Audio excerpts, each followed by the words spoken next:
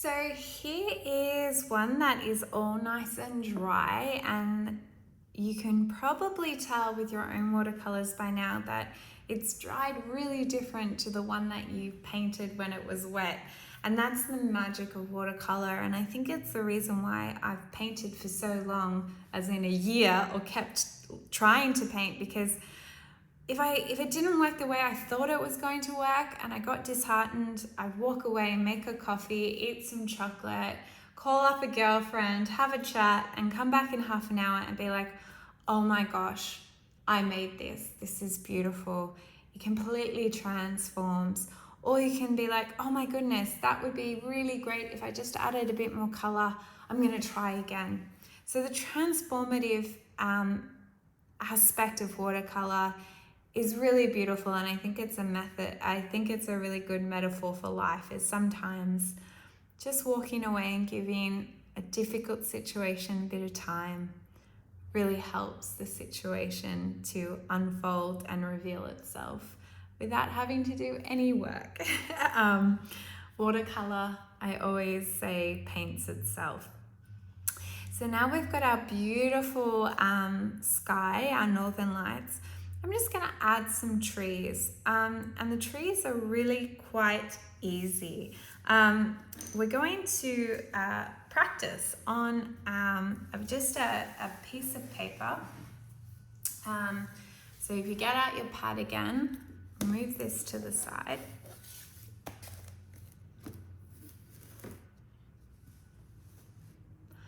We're going to get our black, and you can try this with your dark green as well, but I'm going to use black. And it's kind of this really cute swishy motion. So we want to start by, just like all trees, just small at the top, and as you go down, it gets bigger and wider. And there's not a lot, and we just put a stump through it. And then you can go back and fill it in a bit and add some leaves if you want. And that's it. So this is coming back to our dry on wet brush control, wet on dry. And again, it's just these little swishy marks that you get bigger and bigger with, and then you just put, and these are just fun. I love trees. I just love them. I can do them all day. There's a swish, swish, swish. There's no right or wrong, you know.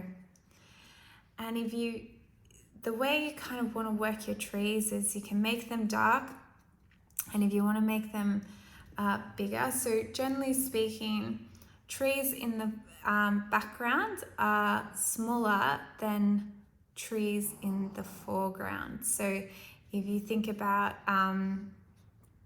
when you're looking at a forest, the trees that are very close to you look very big, whereas the trees very far away look very small.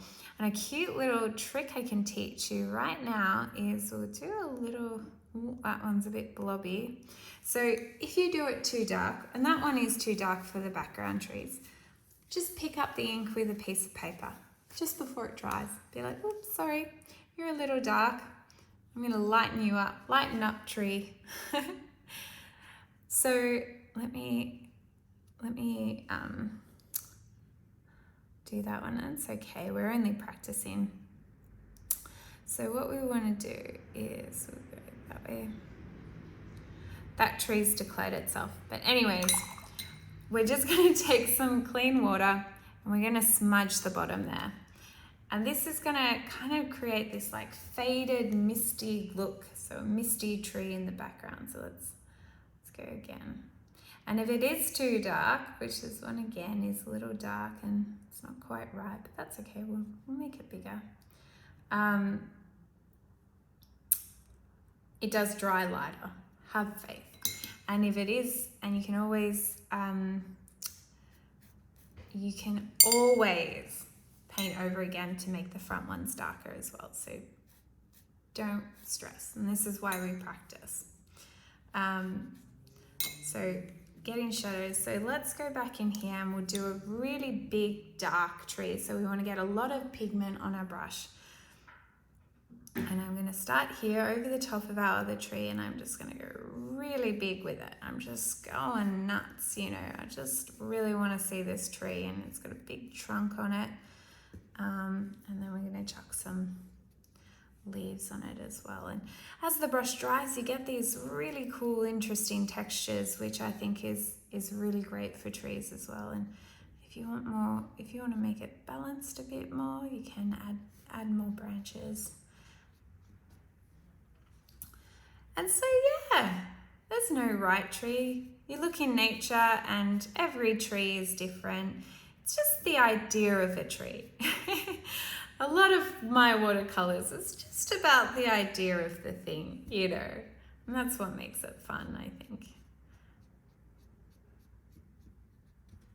So yeah, find your tree. So once you've done a couple of practice trees, we're going to go back to our beautiful galaxy. We're going to take a big deep breath in, and we're just going to start painting. All right, let's start with, I'm going to make them go inwards. So I'm going to have the trees kind of with a fisheye little angle. So I'm going to start here and go tree. This one's kind of in the foreground, so it's a beautiful pine reaching for the sky. Oh, it's so beautiful. And again, no right or wrong way of doing this. They're just trees doing their thing. We're just doing our thing, doing our things with the trees. Well, that's a bit dry. And if you get a lot of water on your brush and you don't want that, just dab it on a piece of paper to get your fine tip back. Boop, boop, boop, boop, boop. Tree. That's a good tree. Look at that tree. You're a good tree. I love it. I love my trees. And we're just going in there quite fast. So this is already dry. So don't overthink it. You can sketch it out. You can come up with basic compositions, but I just love really getting in there and discovering it. Let it paint itself sometimes. Breathing helps. Breathe, it's okay, it's just painting. It's gonna be fine. You can always do it again. And, you know, keep going. That's my number one advice is when you think, oh, I think I just ruined it. Like, just keep going. Just keep painting. And it will be fine. You'll be really surprised how forgiving watercolor is. It's much more forgiving than I am with myself most of the time. So and we're just going to, then I might put a couple of branches here, like dead trees coming out as well. So you can have a couple of trees that didn't quite make it through the winter. And these are nice little ones. And I don't want lots of trees down here. I want it more that the forest is opening up to the northern lights rather than a literal landscape of trees. Again, just some branches reaching out into the sky. And I might just put, maybe there's a grassy clearing. Let's have a little grassy clearing here. That's cute. I do love my grasses. So as these trees dry, you've already seen that they're going more of a grey clearing. I want another spooky branch up here and a spooky branch up here. So in here there's a lot going on over here, but not much going over here. So I might put a big half covered. So we're only seeing the top of the tree, and it's over the top of them. There we go. We want a lot of pigment there. So we just filled it in. And then I might just put a couple more, maybe here. Tree. Cool. And I might go another tree just here. And I'm running out, I'm getting dry. So don't get too dry. You don't need to get dry here.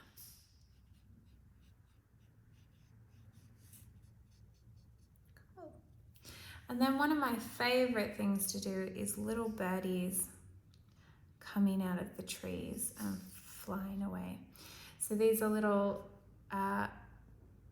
bodies of birds. So there's lots of different ways, but generally it's an M shape, a V shape, or a little splotch with a wing attached, and they're just flying out of the trees. They're resting and they're flying away, into the distance. I love doing little birdies.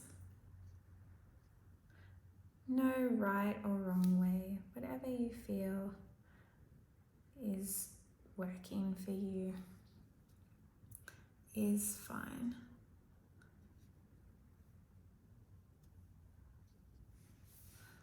And there you have it.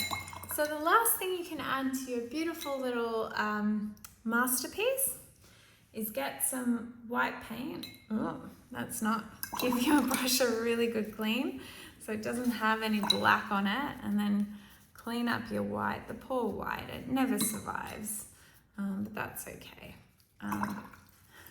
We'll get there. So clean your brush off, grab some white paint, and you really want it watery. You really want to just keep mixing it up and getting that pigment all nice and gooey and almost a bit sticky almost. Yeah, so there's more pigment than water. And then we're just gonna, on the sides, just do a little taps over here, and that's gonna show us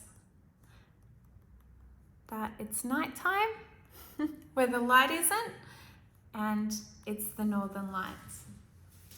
So got little stars, and they'll dry a little bit muted. Okay, and if you want to keep making it darker, just keep going over with the black and layering and layering. So we've come to the finale, and this is my favorite part. So once it's all dry, it is the peel and reveal, and we'll see how good our masking was to see how good our edges is. And this is the most satisfying part of watercolor, in my opinion. We get to get that beautiful crisp border and see how far we came. And it's okay, we can fix those up with a bit of whiteout if it's gone off. And sometimes I don't mind it all anyways. I think it adds a bit of dimension to it as well. But crisp, clean borders are always very satisfying. And because you are a true artist, because you have finished your first masterpiece, we do get to sign the work. So you pick a color, make sure you put a signature down the bottom, and it's all you. Well done on your first masterpiece. It's very exciting. I hope you enjoyed it. Please practice, practice, practice. I have done hundreds of these, and every one of them is different and more interesting, and some of them are complete disasters and others just take my breath away. Have fun and get dirty.